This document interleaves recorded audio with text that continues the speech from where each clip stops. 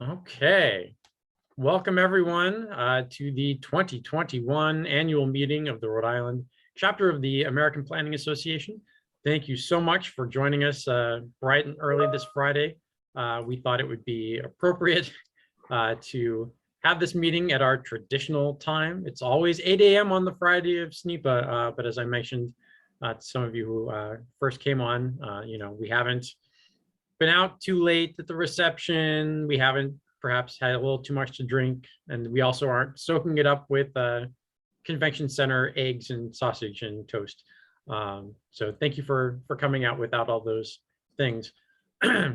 So I want to go through some slides very quickly related to our annual budget and some of the other big picture work plan things that we've accomplished over the past year, but are planning on spending the bulk of today talking about the Rhode Island Land Use Commission, which was recently formed, and going through a white paper that the chapter has been working on to present to that commission, sort of framing out planners' perspectives related to land use law, and the zoning laws and so forth.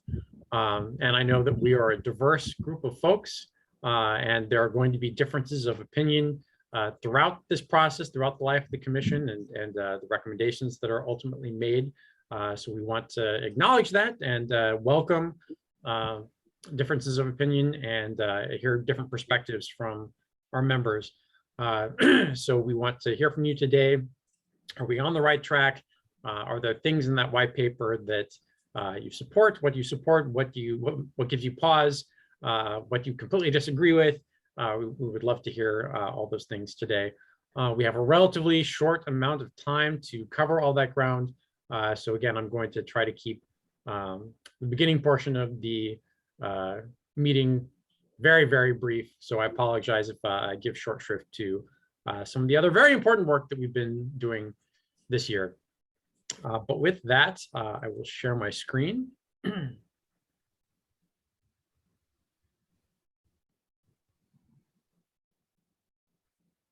All right, can everyone see the PowerPoint presentation? Give me a thumbs up. Awesome, thank you. All right, well, hope SNEPA is going well for everyone so far. And this will be the first of many exciting sessions. So first, I will turn it over to our treasurer for the next month at least, Josh O'Neill. And I want to thank Josh for 4 years of illustrious service to the chapter. Josh really been tremendous, always on top of things, and we thank you for your service. If you can just say next slide, I can move the slides for you. Oh, I see we have our illustrious secretary with us as well. Glad you could make it in, Stacy, after the technical difficulties. Krista was taking notes for you, but Stacy can take over now. All right, take it away, Josh. Okay. Thanks, Jeff. Yes, it really has been a wild ride, but an enjoyable one being treasurer for the last 4 years. But I am more than happy to turn it over to my friend Glenn over in Cumberland. And definitely gonna help him out as much as possible to get the transition going and make sure he understands everything required of the treasurer for Rhode Island APA. And so with that, we're gonna go over some of our details here for the annual report. So Jeff, if you could go to the next slide. And I'm sorry, but in Hoover here, this is like really small. It's probably, I'm assuming it's tiny on your end. It's hard to see. Can you blow this up, or can I blow this up? Can you do like a view, a full? Oh yeah, I'm gonna go to full screen. It's full screen on my end, so yeah, it would just have to be on your end. Yeah. Okay. Yeah, I think you just. Yeah. Okay. So the user has to go to full screen. All right. So this is the 2021 adopted budget. Every year, I think in the bylaws we're supposed to adopt at the first meeting. Functionally, though, this usually ends up being something we do in like March, just because we're so focused on the holiday party or post-holiday party around that time. So this is the adopted budget for 2021. And we had, I think, reduced our expense items because of the pandemic. We had assumed that there was basically no travel expenses. So you'll see the zero item for the president's travel pre-pandemic, and in normal times to come, hopefully. There will be a line item there, I believe, for the president's travel to 2 events. So the president of APA usually attends the National APA Conference, as well as an annual meeting in Washington, D.C. I believe those expenses usually run around $4,000. So we zeroed that out for 2021 because there was no travel. And just looking here, I think we had put down a couple more. I think maybe professional development had got cut from normal times as well a little bit, based on the assumption that we weren't going to do any in-person trainings. But our income, pretty much usual assumptions here. We do a 3-year rolling average, which obviously has changed a little bit because we've done virtual SNEPA last year, and now we're doing it again this year. So this was our best guess at around between $6,000 and $7,000 for SNEPA. Of course, you'll have Glenn and you all will have to look back at those assumptions again as we move back to in-person SNEPA conferences. Next slide. Okay, so this is just kind of a snapshot of what the account balances were at the beginning of 2021 versus what they were this month going into virtual SNEPA 2021. So at the beginning of the year, I think that it looked pretty low. It was about 9,000 or so, a little over 9,000 in the checking and savings account in total. And I believe that's because at the time we hadn't been reimbursed for our portion of the 2020 SNEPA. There's usually a lag time with that. It takes a few months to get all the revenue dispersed and all the items accounted for, especially the sponsors usually take a little while getting all that funding in. But then coming into October, we basically had $19,041.97 in the Rhode Island APA bank account going into virtual SNEPA 2021. Next slide. So just kind of looking at what expenses we're looking like this year. The Rhode Island, I wanted to just remind everyone that the Rhode Island Convention Center deposit, I'm still considering that an expense. So that was an expense as a hold on the convention center for now what's going to be the October 2022 SNEPA annual conference in person in Providence. This has been held for almost 2 years now. I think we put the initial deposit down in January or February of 2020. And I know Mike has all that information from when we did that. So it's important to remember, and for Glenn, that's a hold. That's our money. It's been at the convention center. They still have it. And I think there's another 12,000 or 13,000 left to complete the convention center for the next conference. So keep that in mind. And then general business expenses for this year. So SNEPA website contracts, Rhode Island APA website contracts, maintenance, our League of Cities and Towns affiliation annually, and our affiliate insurance annual policy, as well as our tax services from our accountant, ran pretty close to $4,000 for the year overall. Next slide. And just once again, we all know that COVID-19 has impacted the way we do events and trainings, which has also impacted revenue and expense items for those line items in our budget. Although the in-person trainings really weren't happening this year, I think we were successful doing quite a few virtual trainings. Some of them were free, some of them we put a little fee in. But I think the virtual trainings we did do got pretty good attendance. There were in-person events attempted. I did not make this one, but there was a summer social event at Cold State Park in July. And I know some folks went to that, so that's great that we started doing that again. Executive board meetings, just kind of a note that, maybe that'll start happening in person again. I don't know. You guys will have to determine that. And then depending on the course of the pandemic, we could start doing those in-person trainings that we normally would do at places like the Warwick Public Library or in other venues where we have our law trainings, our ethics trainings and things like that. Next slide. And then just the last thing is, as we always try to do, do our best to continue expanding membership. Oh, slides are flying.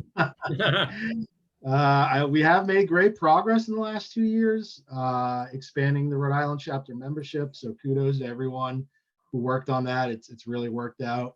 Improving sponsorship funding, obviously in-person events would help with that. Improve attendance post-pandemic. And just the final thing for all of you, make the next SNEPA at the Rhode Island Convention Center a huge success. And I envision our budget will be just fine.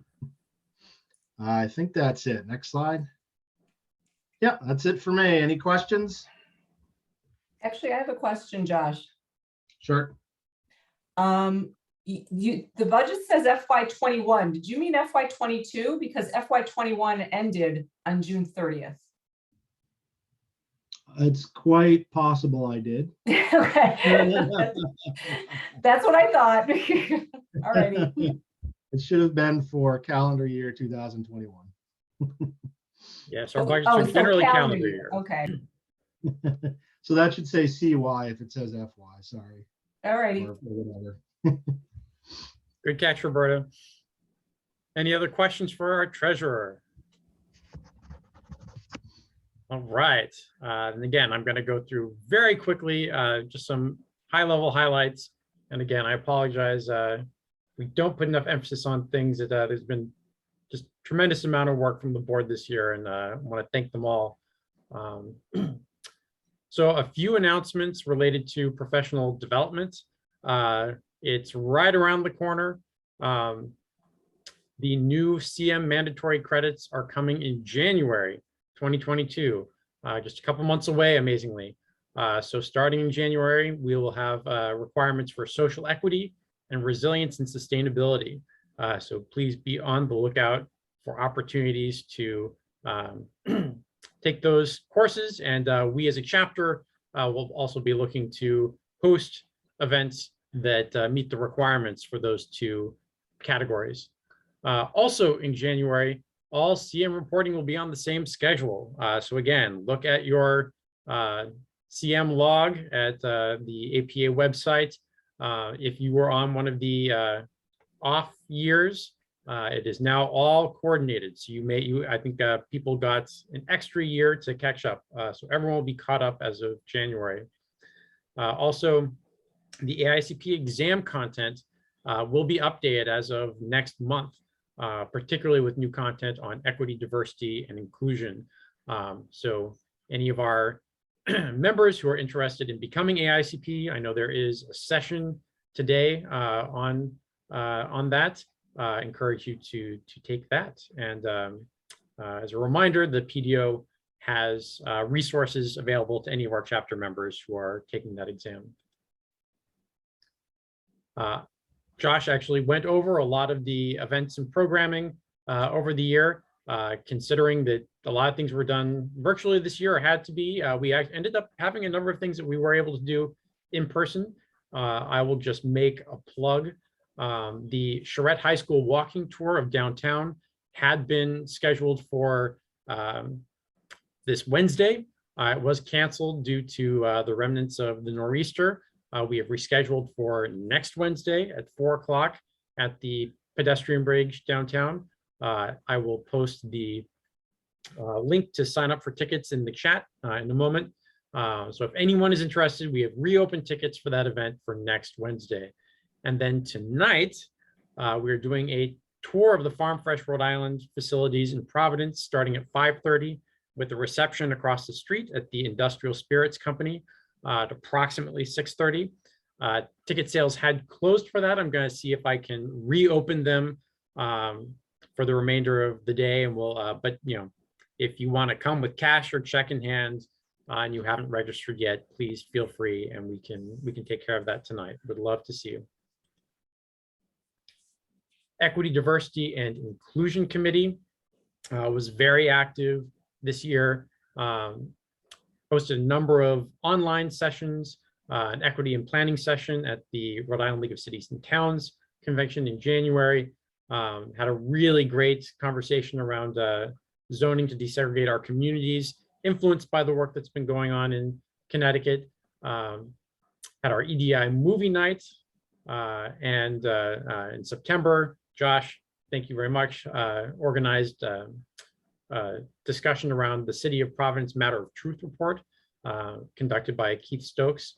And we are today, our Equity, Diversity, and Inclusion Committee actually had the only Rhode Island focused session of SNEPA this year, is coming up today, Infusing Equity and Community Development in Massachusetts and Rhode Island. So encourage everyone to tune into that. And I will remind everyone that we're always looking for more committee members. So this is a topic that interests you and you feel passionate about. More volunteers are always welcome. Awards, feel like the broken record, but we always need more people to submit awards. We have extended the awards deadline to next Friday. You have another week, Friday, November 5th. We have made the awards super easy this year. We really rolled back the requirements. All we need are a few paragraphs to explain your awardee. So super easy. Please submit your awards. And we're aiming for a post-holiday party in person and looking at a indoor-outdoor venue. For those of you who are comfortable, wear your heavy coats on January 13th. And yes, thank you. I was going to make thanks to all of my board members at the end, but I will thank you for the chats that Fabiola Alpuco, who is our first ever EDI chair, who had to step down for personal reasons earlier this year, really did a tremendous job of getting the ball rolling and getting a group of really excited folks together to work on all the EDI projects and keeping us on task. A big thank you to Annette Bourne and Pat McKenna, who have stepped up to be co-chairs and move that committee forward. For membership, again, a lot of great work on membership this year, led by our former membership chair, Lena Porl, who actually just moved back to Arizona this past month. Again, we'll be introducing our new membership chair in a moment. But amazingly, with a lot of hard work and outreach, we started last year at 150 members approximately. And as of today, we are at approximately 240 members. And that includes a lot of chapter-only members. That has expanded significantly, a lot of outreach to our sister agencies and organizations in architecture and engineering and landscape architecture, have also reached out to all the municipalities and now have 7 communities whose planning boards have chapter-only membership jointly for all of their board members. So we hope that will continue. And we've also trying to increase the value to members. So making sure that anytime we host an event, it's either free or reduced rate for members as opposed to non-members. We've also started making the weekly e-news only available to members. And that was another thing that I think really increased our chapter-only member numbers. Legislative committee, it was a fun year of Zoom committee hearings. Looks like we'll more than likely be back in person starting in January, depending on how things go. A great group of folks on the legislative committee, super engaged, helping with testifying and writing letters on various legislation. We did resubmit our letters and brochures about APARI. Were distributed to all new legislators. Emails were sent to all legislators. Had a good legislative debrief on July 23rd. hosted by the League of Cities and Towns. And really our biggest news of the year legislatively was the passage of the creation of the Land Use Commission. And again, that will be the bulk of our conversation today. So, as you know, we had elections this year for the board. Starting December 1st, we'll have a new slate of elected board members.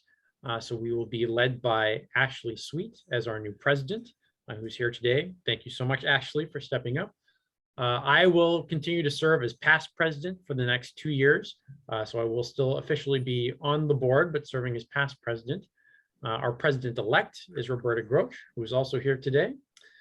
Treasurer Glenn Modica, who's here, and Secretary Stacy Wasserman, who will be continuing into her 3rd term, and we really greatly appreciate you stepping up for that. Who are the other APRI board members? So the other non-elected board members are appointed by the executive board, and we've got awards chair Josh O'Neill. So even though he is stepping down from treasurer, he'll continue to serve as awards chair. As I mentioned earlier, as after Fabiola stepped down, Annette Bourne and Pat McKenna are serving as co-chairs for the EDI committee. Mike DeLuca is continuing as the elections officer. Sarah Engel as our events manager. Jane Weidman and Maria Mack continue to be our legislative liaison and legislative co-chair. Thank you so much for that role. It's a huge amount of work. Membership is our new membership director is our chair is Kelly King, who in a grand tradition is one of our new employees at Horsley Witten Group.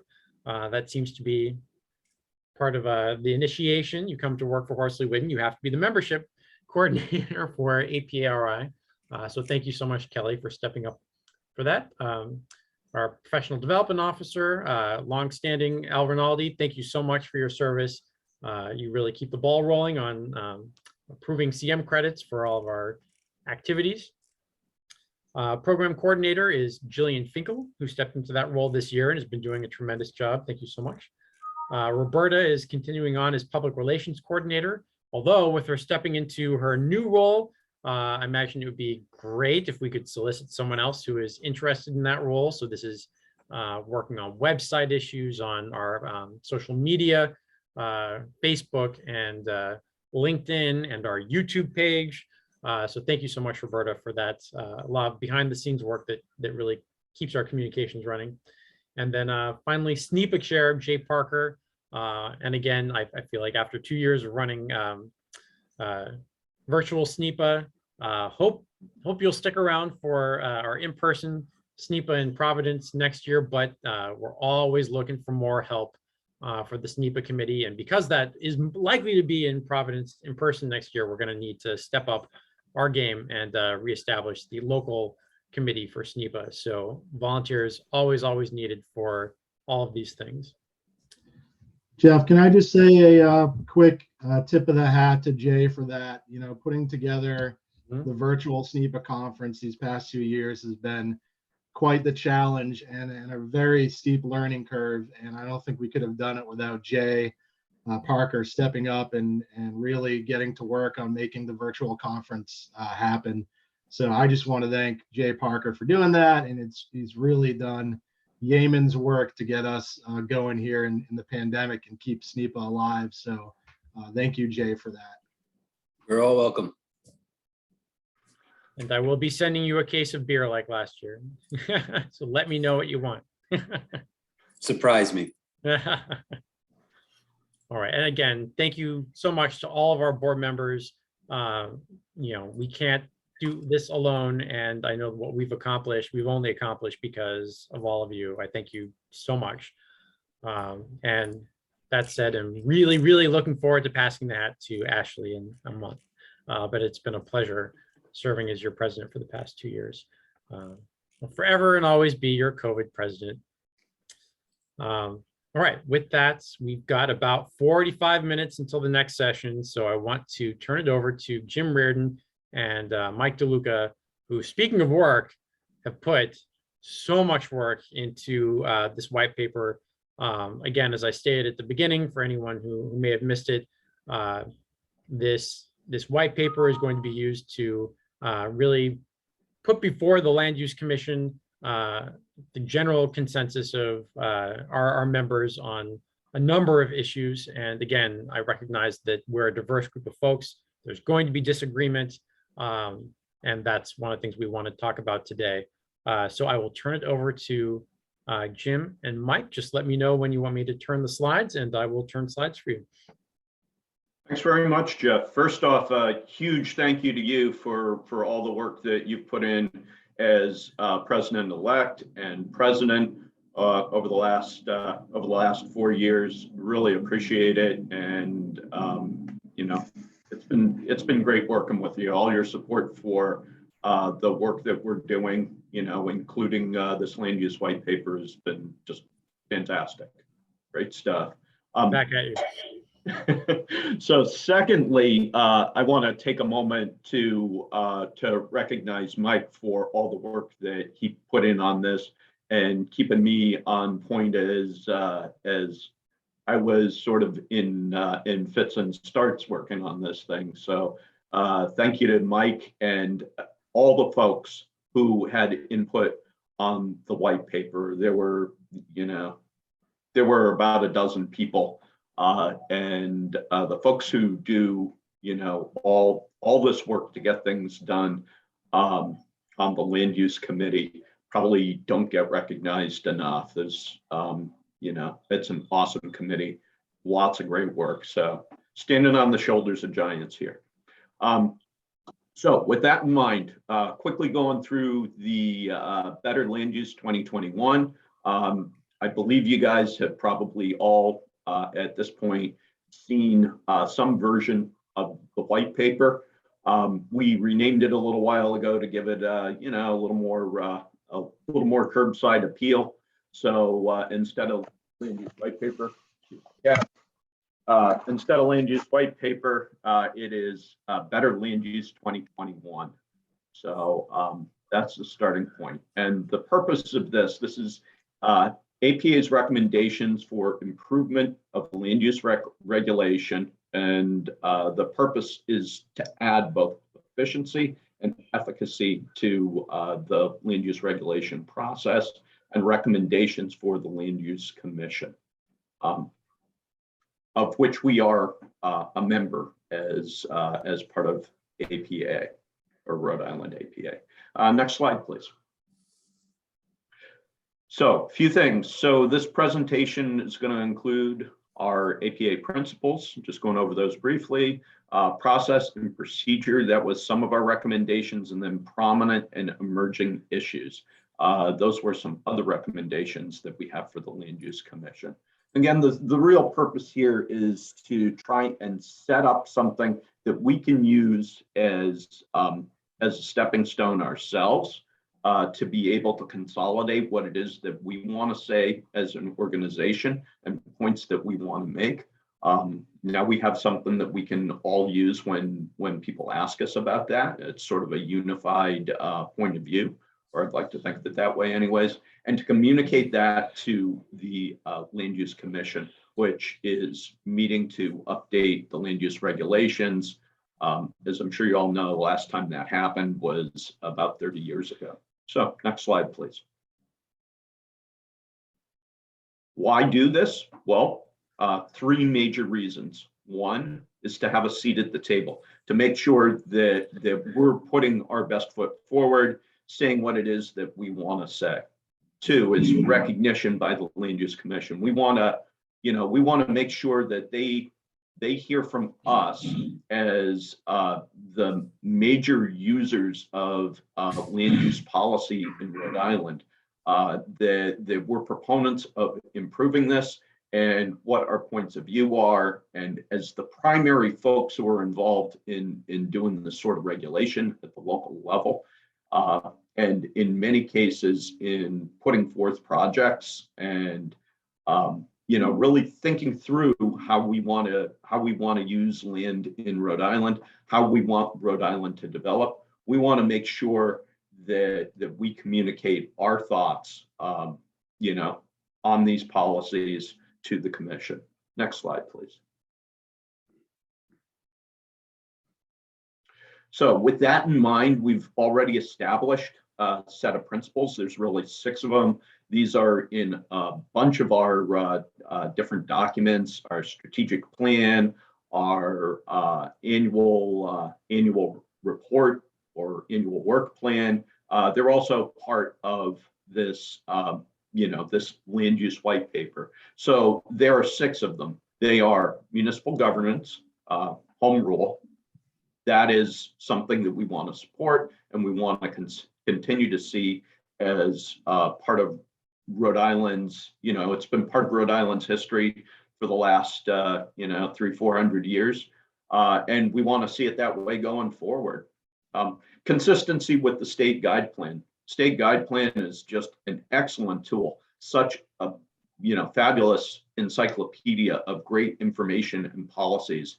There really aren't too many other places in the nation that have these kind of guidelines set. So we want to take advantage of those and continue to remain consistent with them, both from the standpoint of our chapter and the municipalities that we represent and the others that we represent.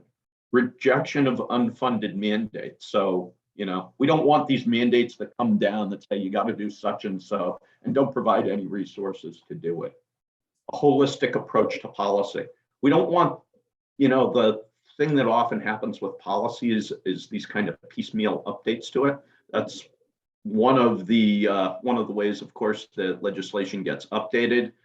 To an extent, it's fine to make updates as needed, but when you're making sort of small updates, you got to take a look at the larger picture and make sure that that you're being comprehensive and you're not creating conflicts in the legislation or in the policy. Efficacy in response to the needs of the public. So we want to make sure that we are responsive to the public, and that's really one of our core principles. And then technical accuracy and correctness. In some ways, maybe this goes without saying, but these days, you see a lot of stuff floating around that is not technically accurate or correct, or that, meets with our current practices or policy. We want to try and avoid that. Next slide, please. All right, so real quick here, we've split this up into a series of recommendations. The first, A through J, are mainly related to policy, to process and procedure in land use legislation, land use policy. Next slide, please. And then we have another 4 of these, K through N, that are recommendations regarding issues that are becoming more and more prominent. They're emerging issues, or they're things that are critical to the way we do business and the way we think about land use policy that probably need some beefing up, or maybe even just plain old recognition in our land use policy. Next slide, please. And at this point, I'm going to turn it over to Mike DeLuca to talk about the first few of these policy issues. Mike. Thanks, Jim. Can you hear me? Yep. Great. So I'm going to go through the first 6 or 7 of the items that were on that list a couple slides ago, and try to give you a little background on what we felt were key issues that needed to be addressed by the Land Use Commission. Keeping in mind that there's, we're focusing on the state enabling law, the zoning enabling law, I should say, and the subdivision land development enabling law, not so much on the Comprehensive Plan Act. And we could talk about that later in Q&A. So the items that I'm going to discuss are mostly directly related to zoning and subdivision enabling acts. So the first one is state mandated time periods. This goes to the Subdivision Act, obviously. In 2017, the General Assembly amended the Subdivision Act to reduce the time period for certification of completeness for applications from 60 days to 25 days, and then for recertification from 14 to 10. And they also reduced the decision time frame for planning boards from 120 days to 90. We, at the time, opposed the drastic cut in time to review applications for completeness, but we were not successful in reducing the reduction, if you would say. Interestingly, they didn't change provisions for the comprehensive permit applications. They remain the same at 60 and 14 and 120. And they didn't change anything that had to do with minor subdivisions, which is interesting once again, because minor subdivisions usually take a little less time to process. So this leads to, a real disconnect and counterintuitive, I would say, result in the law. And now an application for affordable housing, the comprehensive permit, is provisioned with a review limit that is 30 days longer than a conventional application. And as we all know, affordable housing permits is supposed to be streamlined. So we found a real disconnect in the logic there, and we're hoping that that could be changed. Recent submission by APA to return some, if not all of those windows of time have not been acted on. We feel they're reasonable. We will be pursuing it yet again in the future. And we hope the Land Use Commission will also. Next slide. Thank you. Currently, both the Zoning Enabling Act and the Land Development and Subdivision Review Act promote high quality of appropriate design and construction. But there's little guidance in either act as to how the purposes should be carried out. APA planners feel that any revisions to the act should take into consideration and encourage better standards for architectural landscapes and streets. I'm sure everyone out there who's worked at the local level has had a frustrating case study that they could share when a development comes in that meets the regulations, but you can tell inherently it is not fit. So this proposal came to us from Bob Azar in Providence, and I want to send kudos out to the people who wrote these because Jim and I didn't write every one of these items. The previous one was primarily written by Jane Weidman and I believe assisted by Annette. I hope I didn't miss anyone on that. This one was provided by Bob, and he feels, and we agree, that the Land Use Commission should explore whether there should be specific language similar to what is allowed for historic district commissions to enable design regulations and design review. So moving on, next.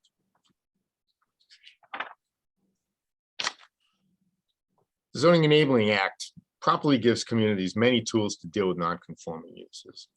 The act allows for communities to regulate them more strictly than, speaking of grandfathered uses, the act allows for them to be regulated more strictly than permitted uses and may allow their expansion or intensification. But the act does not allow a community to regulate conformance once a use receives a use variance. And a use variance then effectively becomes the zoning for the parcel and runs with the land regardless of whether the hardship continues to exist or not. We advocate for a process whereby a use variance could be changed to a permitted use by right if the owner agrees to record that the use variance has been abandoned. And also APA Rhode Island would support a process whereby a use variance could be changed to a use of lesser intensity by a special use permit. Once again, this application, or I should say this consideration came in through Bob Azar. And thank you, Bob, for giving us those two really great ideas. Next. This, I believe, was the issue of quorums, I think was worked on primarily by Jane, but I think Ashley and Maria may have assisted on this one. You can all correct me if I'm wrong. This is ongoing, but in 2021, there was a bill, S307, that was submitted that would have allowed minority decisions by allowing a majority present at a board meeting to make a decision. So if you were just barely meeting the quorum requirement of, say, 3 members of a planning board of 5 attending, and they were then voting on a subdivision that 2 voted in favor of and 1 voted against, then you'd have a minority of the board approving something. We feel that there could be that the subdivision enabling act could be amended to follow the lead of the zoning enabling law by allowing for alternate members. And if they could allow for alternate members, enabling them so that each community could choose on their own, that then the planning board could have sufficient membership in place all the time so that at minimum, a majority of the full board is voting whether it's in favor or against an application. And thanks, Jane and Ashley, for providing that. Next, thank you. This has to do with training for board members. I worked on this along with Andy Tights. Thank you, Andy. It was funny because when we first started talking about this, Andy and I completely disagreed about this, but we came to consensus and then formulated a statement to the General Assembly. For 3 years now, the past 3 years, there were bills submitted to require expanding the training requirements for planning boards and zoning boards. Last year it was Bill H 5392. I don't have the Senate version in front of me. While we generally support expansion of training, we ask the General Assembly to ensure that there be sufficient educational opportunities available and at no cost to the individuals taking them. As you all know, the majority of planning boards in the state are unpaid volunteers. A few communities provide a compensation, but we all know that's just a modest stipend. We hope that they could provide flexibility in the law to allow the Director of Administration with support from planning, statewide planning, to consider new areas of concern as they may arise. The Bill 5392 was focused on environmental issues, flooding, erosion control, and that. But who knows what could be the big issue of the year? We all know that we've been through cycles where other issues, economic development, transportation, traffic have come up as big issues. We think it could be, there could be a 2-year cycle where the big issue of the year could be made part of this program. So thank you, Andy, for all the input and the assistance in drafting that letter. Next. Virtual meetings. Of course, we've had 18 months, or I had 16, I guess, months of living and dying by Zoom. And of course, Zoom had its advantages, as we know. People could attend while, being out of state. People could attend and still take, a few moments out to put the kids to bed or whatever it might be. So we think that the use of virtual meetings has some benefit, but we don't know that it would be appropriate to be mandated. So what we're hoping is that virtual meetings could be allowed at the local level, again, enabled to the locality so that they could implement as they saw fit. And I believe Andy, Jane, Annette, maybe others worked on that one. Next, thank you. Cross-referencing, this is kind of a catch-all. As we were doing our research on the topics that I've discussed here and that Jim will be picking up on also in a minute, we realized that there was some disconnects between the state enabling law for zoning, the state enabling law for subdivisions, and sometimes even disconnect from the comp plan law. So we've put this into the list of issues to be addressed so that we would ask that the Land Use Commission consider conducting a real in-depth cross-referencing, a full review to find cross-referencing gaps and to improve those, fill those gaps and make the bills, make the laws internally consistent. And I believe Jim did the majority work on that one. Next, and this is my last description. I'll pass the rest along to Jim. This is one I came up with, and it was something near and dear to my heart because I found out during a period of time when the town had to do some certified mailings for historic district zoning, which we all know can be quite costly. A certificate of certified mail with return receipt requests, it can be in excess of, I believe, $5 now for one piece. We found out that the state law and the zoning enabling law had already been changed, which I was not aware of at the time I was doing this project. And that certificate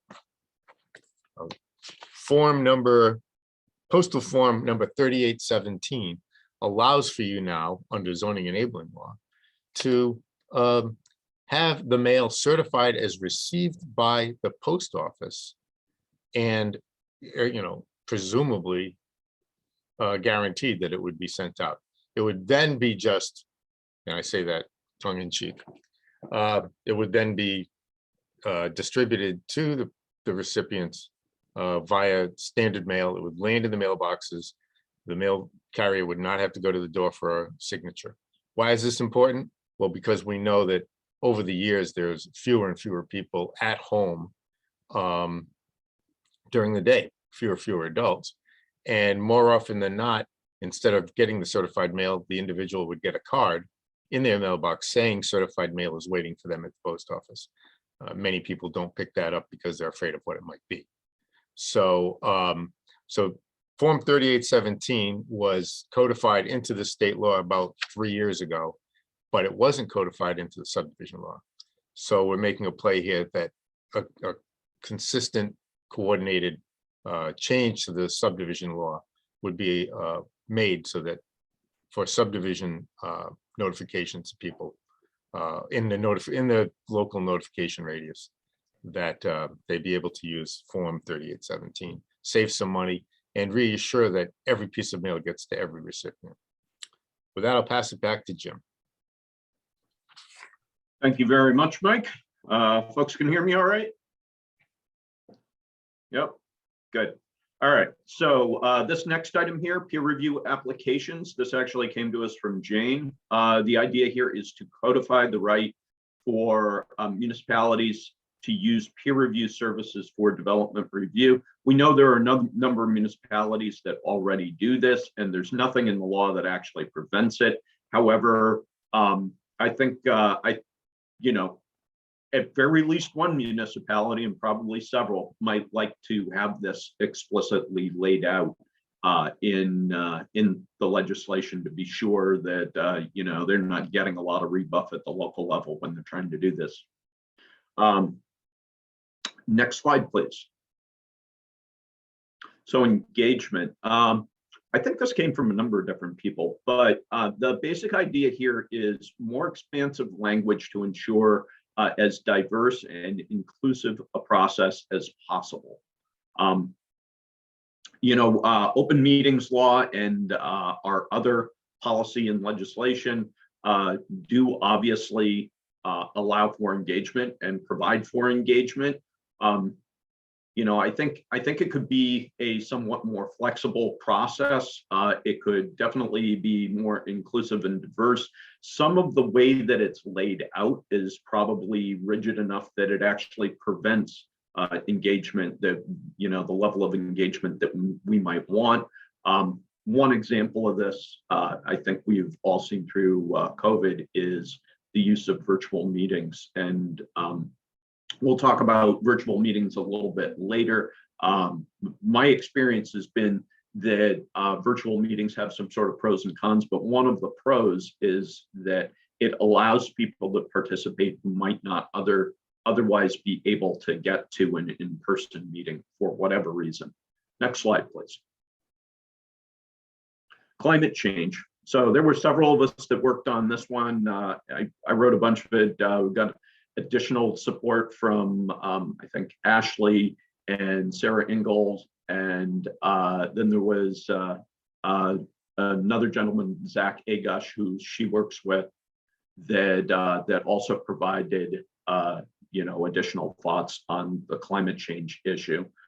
The basic idea here is that no one can precisely predict what's going to come up in the next 10, 20, or even 100 years, and that we ask that climate change is recognized as an issue by statute, and that municipalities are given the authority to address it as needed, so that we aren't all hamstrung to doing it a certain way that maybe we think is right now, or that, you know, a group of legislators decide is correct now, that maybe, you know, has a short shelf life and isn't right again in 10 years. So we'd like to see flexibility on this issue, but we do want to see it recognized, so that we're able to address climate change without getting, you know, with the backing of policy and legislation, given the pushback that can happen on this issue. Next slide, please. Housing affordability. Of course, a lot of this came from NetBorn. Thank you for that.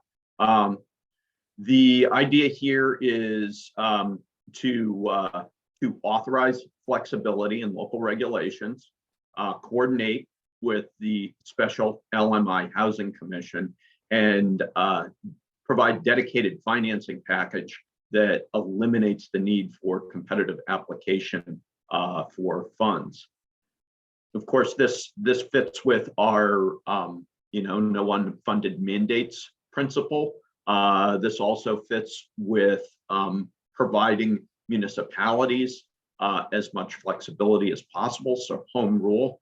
I think it's fair to say that the current housing affordability policy that municipalities are required to follow doesn't work for every municipality. It works for some, not for others. A lot of times it's kind of stilted and you know, overly strict or rigid.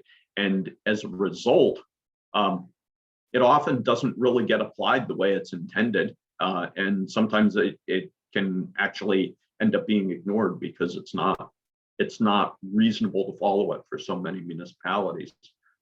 So the idea here is to try and fix that, and to try and really do a good job of addressing the gap in housing, the missing middle, the low-income housing that we desperately need in this state. Next slide, please.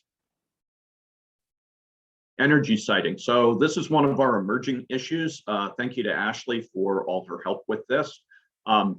We all know that you know, renewable energy is a highly important form of energy and a key element in battling you know, climate change issues. We want to convert over to energy that is less carbon producing, that is renewable, that is, you know, available, that requires less you know, environmental impact when you're trying to access the energy.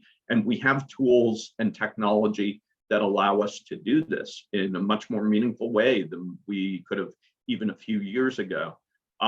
One of the issues is that I think in incentivizing the use of renewable energy, and particularly solar, we may have forgotten the potential impact that those kind of installations can have on habitat protection and you know, in our ability to provide the housing that we need. So there's kind of conflict of uses here. This is something that I think planners are pretty familiar with, conflict of use. But the way policy is currently set up, you know, we're kind of hamstrung. We don't really have the flexibility that we need to address it. So that should be added to the law, and municipalities should have that authority through home rule and through you know, other pieces of legislation. Another thing is considering how to site alternative energy facilities. So not just solar, just about any kind of alternative energy. Anything that helps us reduce our use of fossil fuel, and anything that helps us reduce the use, you know, our carbon footprint, the impact of our carbon footprint. Because some of those things, such as natural gas, you know, are actually fossil fuels. So there's a little bit of conflict around these sorts of things too. In addition to that, as we get into more energy siting, we're going to need storage facilities. So basically big batteries, and those present potential conflict with other land uses too. So Addressing these things is something that we need to do quickly, because the technology is changing very quickly, and we got to make sure that we're staying in front of it, or risk falling behind and ending up with a lot more conflict and difficulty than we want. That's just something that we need. I think municipalities need flexibility to do. We can't always be waiting for the state come up with policies around this stuff and then implementing them later, because that process takes years. Next slide, please. Transportation and mobility. Thank you very much, Sarah, and again, Zach Agash, I think is the way you say his last name, for all your input on this. This is very, very helpful. Transportation is clearly an issue where the standards and technology are changing very rapidly, and we need the flexibility. Municipalities need the flexibility to be able to address these things. The state has done a great job of putting policies and plans together, listed here: the LRTP, the TMP, BMP, and the BSDG. I'm going to be challenged to remember what all those acronyms mean, but in any case, these are transportation plans and planning documents, many of which are part of our state guide plan, that lay out excellent ideas for how to manage transportation, things that we need to be doing at both state and local level, and our land use policy needs to reflect these things in a way that ensures that we're staying current with the state of the art, and sometimes the edge of the art, but also allows flexibility for municipalities to do this in a way that makes sense for them. So ensuring the flexibility that we enjoy in home rule. And I believe that's the last slide that we have on this. But we'd like to give everybody the opportunity to ask questions and have discussion around these issues. Thank you. Thank you again, Jim and Mike, and everyone else who contributed to this document. Again, I want to remind everyone this is a living document. It's going to continue to evolve. Also, and we only have about 10 minutes before the next session starts for this conversation, but consider this just a start. We do plan as a chapter to host additional hearing sessions with members as this process goes along. I also put in the chat links to the commission and the commission agendas. They are all live streamed or should be from now on. So anyone who is interested in listening to those, they are every other Tuesday at 2 o'clock. And we would really love for as many of us as possible to be listening and staying on top of that. And again, we hope to host a number of listening sessions with you all moving forward. But for the next 10 minutes, we've got, again, raise your hand and we will take any comments. And it looks like the first comment is from Annette. Hi, everyone. I want to thank everyone for all the work that got into this document, especially Jim and Mike. I'm really pleased with how it turned out. Within the frame of having worked on the engagement stuff, obviously my professional life involves housing, and all the work, that I've done, with GrowSmart.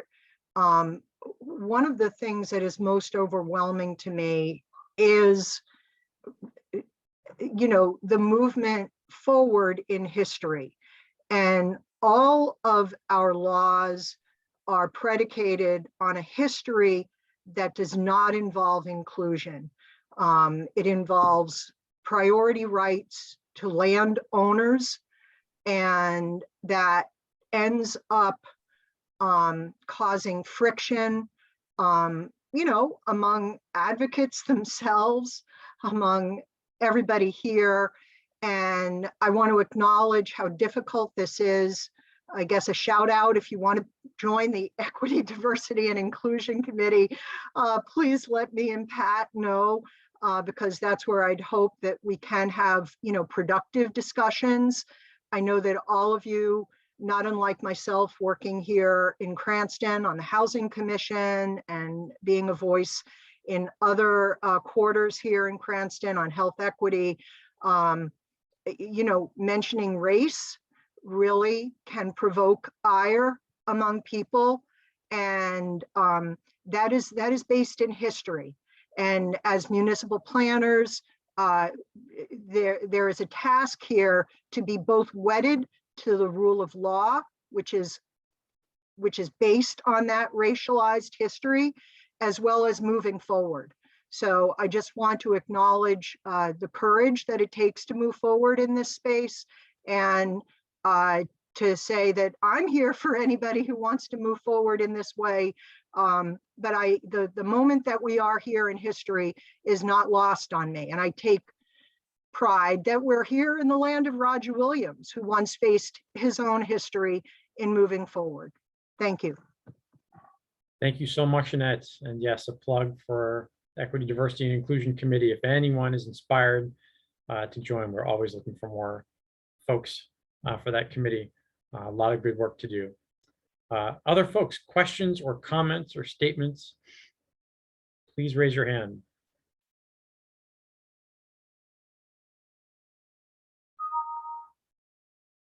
What did people think? Was this on target? Was there anything that you felt uncomfortable with, or anything you felt was missing?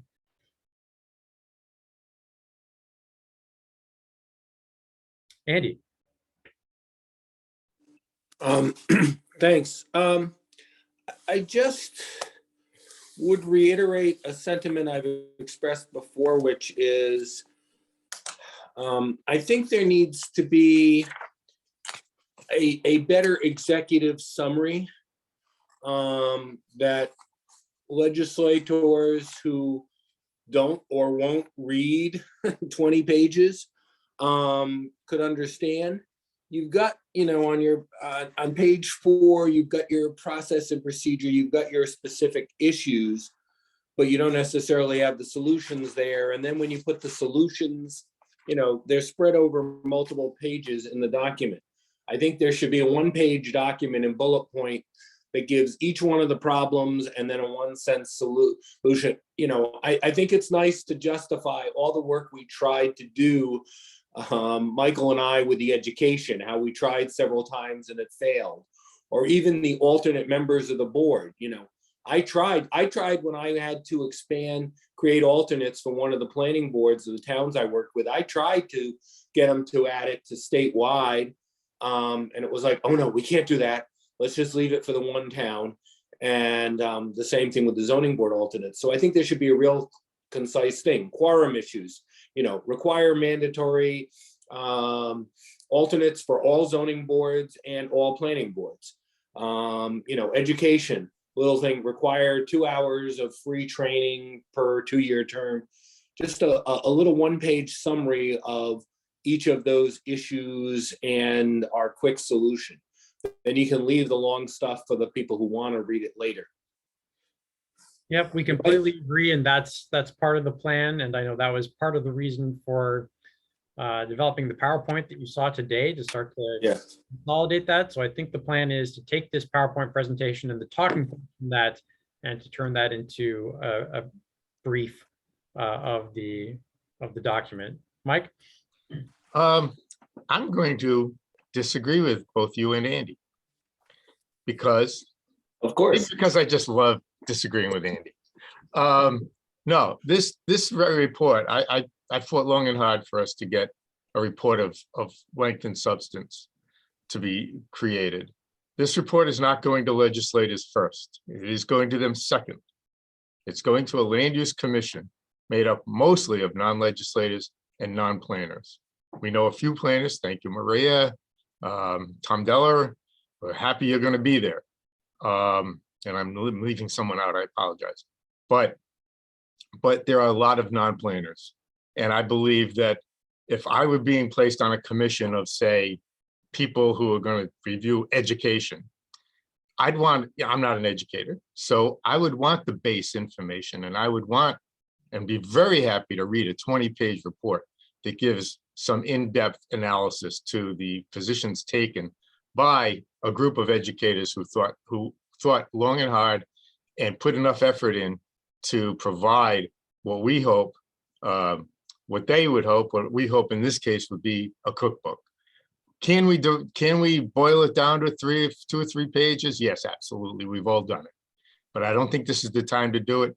If we send up the 3 or 4 page document, this one won't get read. Thank you. Well, thank you for that, Mike. As we've all discussed as a group, I think we need both. That'll be my last executive order as president, is that we need both. And need to, there are going to be people who read the full thing and people who don't, and we need both. Can I just respond briefly? I wasn't suggesting replacing it. Yeah. I wasn't even necessarily suggesting 2 separate documents.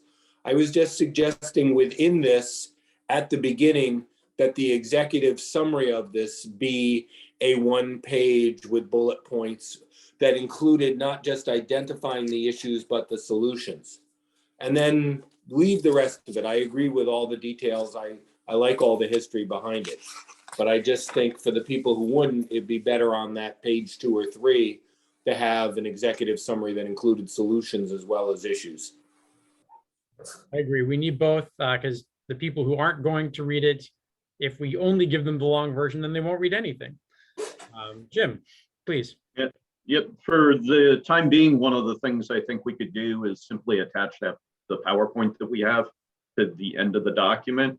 And I agree with the idea of having an executive summary. I know Mike feels strongly that we shouldn't do that because it'll, I don't know, sort of give people permission to skip over, the detail.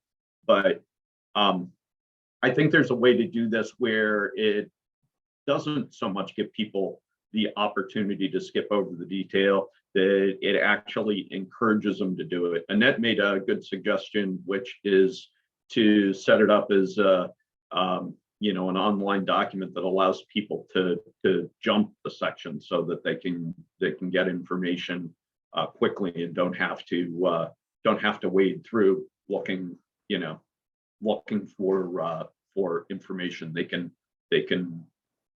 jump back and forth. I think that's a good idea.